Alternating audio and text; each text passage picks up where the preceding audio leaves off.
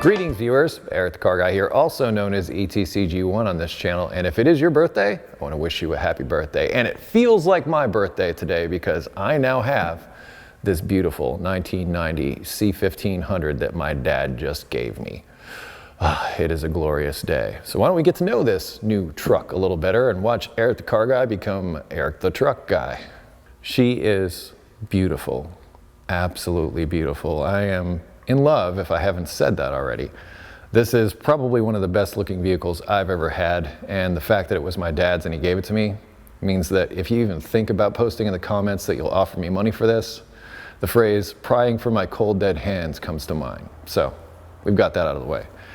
The entire front end is recent because Dad hit a deer and took out the whole front end. Didn't really hurt anything with the body, but all the grille, all the lights, including the AC condenser, which has been converted over to 134A, have been replaced.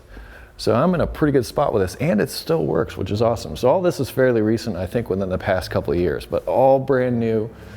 And the body on this thing for a truck that lived in Western New York for as long as it did is amazing. This is a unicorn.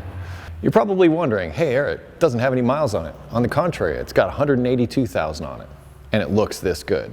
Dad takes care of his stuff in a big way. There is not a dent or anything not straight about this body anywhere. Like I said, it is beautiful. It's got the Chevy wheels, the aluminum wheels. These are 15-inch that are on here. Love those. I think they really set the truck off. There are a few spots, you know, some dry rotted window sills, things like that, stuff that you would expect. But overall, this truck is flippin' fantastic. Let's look at the interior. All right. I drove this thing for about 6.5 hours back from Western New York. It did awesome. It did really well. Dad was a little nervous, and I know Dad was really kind of reluctant to give it up, and you might be asking, well, why did he do it? Well, he recently retired this year. It's 2016, and he's downsizing. He used to use this to tow his boat. He gave the boat to my older brother. I got the truck. I'm very happy to have the truck. Anywho, tilt steering wheel. It's got all the 90s type of gauges and this weird stereo system from back in the day with equalizers and a tape player and all this kind of stuff. B&M shifter was put in somewhere along the line, not by Dad. It also has, well, we'll get to that in a minute because you see that it has an automatic in it now. This truck, when it was new, had a manual transmission in it.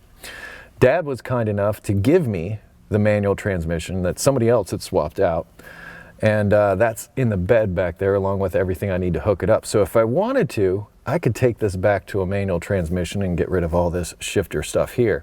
In fact, it's got an electric overdrive switch over here. So they've really rigged it, if you will, to get it to be what it is. A headliner, well, that could use a little bit of help. That's about the only thing in the interior. The seats are perfect. Somebody also, is going back to the stereo, somebody also installed this weird amplifier thing inside of here that tends to make a lot of it's just noisy. Dad also made me a mixtape I listened to all the way down. It was really fitting because, you know, it's a 1990, so it was very period correct to have not only a mixtape, but the music that he chose. I thought was kind of cool. And just the fact that this was Dad's truck once again, and I'm always going to call it Dad's truck, makes this just, I don't know, it's super special to me, but it is, as you see it, about as honest as it gets. Let's go check out the bed and everything back there. The back is just as straight as the front. There's this tonneau, I'm not exactly sure how to say it, cover over the bed. Some people say they don't like these. Honestly, I like it quite a bit. It offers a lot of security. However, Dad did mention that if you leave this out in the rain for long enough, the water goes in up there and fills up the bed, which, you know, ain't so cool. But solid, straight, all ready for towing. Right now it has a 4,000-pound load capacity for a trailer. And I'm not prepared to talk about what I'm gonna do to this truck just yet, but I'm hoping to maybe increase that to some degree. Let's get a look inside. Awesome. This also locks, which is cool. And it rolls back. Awesome. And this reveals all the parts. I have the drive shaft, I have the transmission, I have, I'm assuming, a box full of other parts that goes with it. Dad made this whole rig back here to hold everything in place so that it doesn't go anywhere. He gave me this box of stuff that came with some steering components that never got installed. He was a little concerned because the steering was a little bit sloppy. So he tightened up the steering box. I don't know if I necessarily agree with that because it feels a little tight to me, but that's an adjustment that I can make. Otherwise, we have all the parts to go back to a manual should I desire. But once again, I am not ready to talk about my plans for the truck yet, other than I'm going to clean this thing up and make it so that I can drive it. Now, I did say it was Dad's truck, and he's left these stickers on here, and I don't want to misrepresent because I am not a Vietnam veteran, so I'll probably remove some of these, but I'm definitely keeping the one with the American flag. Well, something that's not great for security, but something that I really like is this window back here. And I drove a lot of the way home with my arm out back just like this. Love it. Love this truck. Now you might be asking yourself, where's the third taillight? Well, in this particular year, it was required on passenger cars, but not on trucks, so it didn't have it.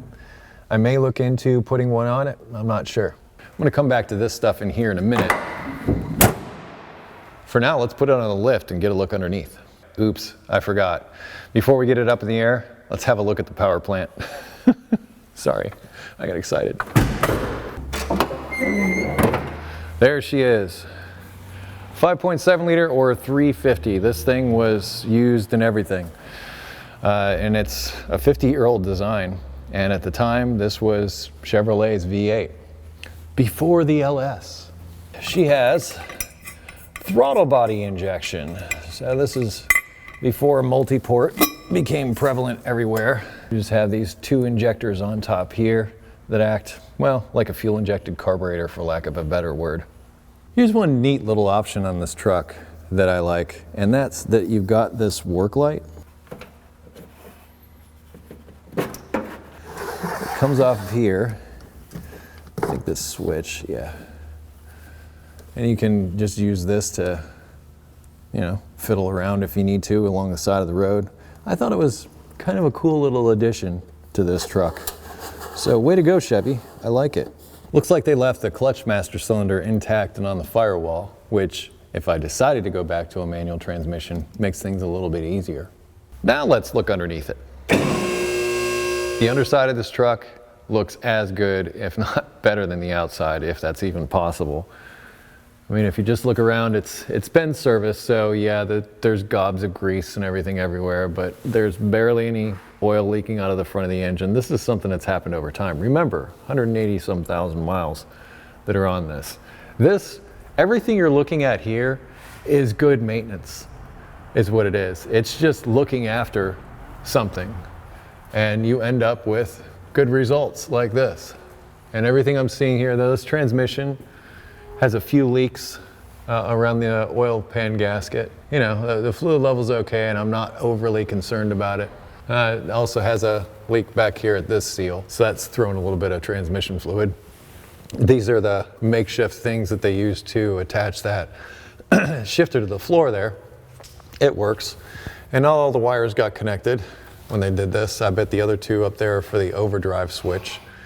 And I'm honestly not sure what these two are for. I can look up what those are supposed to go and do in the connector. And I don't know, maybe that's the torque converter? Not sure. As far as fuel economy, I don't really know what I got when I drove this. I would say it's probably in the 15, 16 miles per gallon range is what I'm thinking. You know, that TBI helps, but this truck is sort of mismatched in the sense that it was all set up for a manual transmission and it's got this automatic in it. So the computer and the system wasn't necessarily designed to work this way. Okay, it's not perfect underneath. I mean, it is showing some signs of its age, such as this muffler that I can pretty much put my whole hand into. But I gotta tell you, it sounds cool. But the exhaust system is pretty well shot. That's fairly obvious. The dampers look older, but they're fine. They're not, it doesn't feel bouncy going down the road, anything of that nature. The rear end is a 10-bolt GM, which I don't have a problem with that at all. In fact, if I remember right, the 12 bolts around this time had some issues, and it's better to have a 10-bolt anyway. It is not posi, as we can see. But this is the sport version, not the 454, obviously, but still a nice truck all the same. I don't think this spare has probably ever been out of here, but I'm very happy to see that the air is pointing down so we can actually service it and put some air in it if we want to. I don't want to say rust free, but man, this is a great canvas to start with. Suppose there's only one thing left to do. Let's go drive it. Told you that muffler sounds cool, or lack of muffler.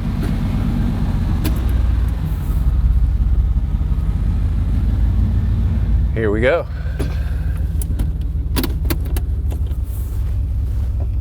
I love this truck. I absolutely love this truck. I'm doing it. Sorry, truck.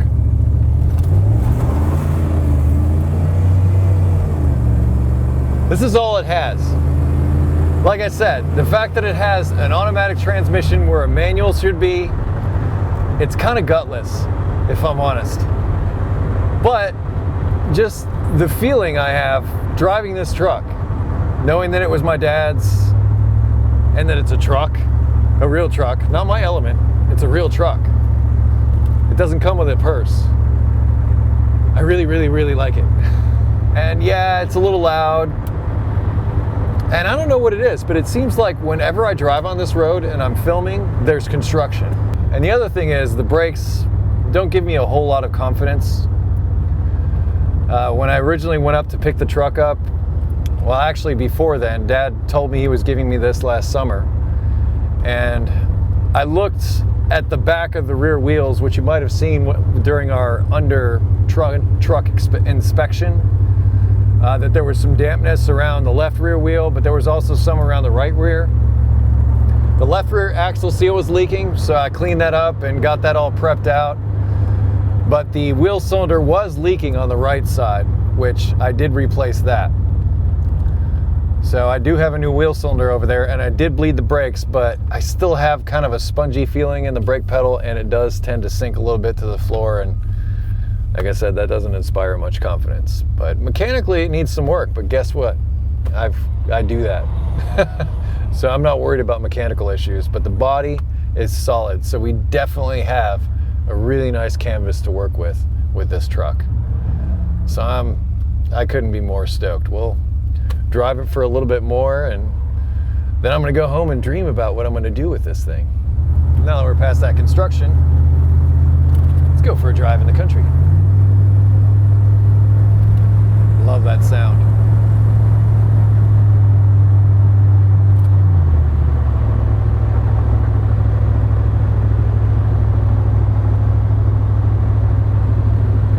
Absolutely love it.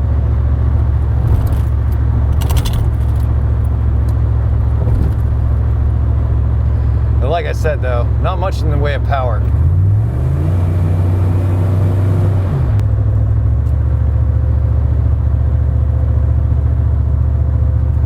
Well, that is my new 1990 C1500. As stated, I'm not ready to talk about my plans for it yet.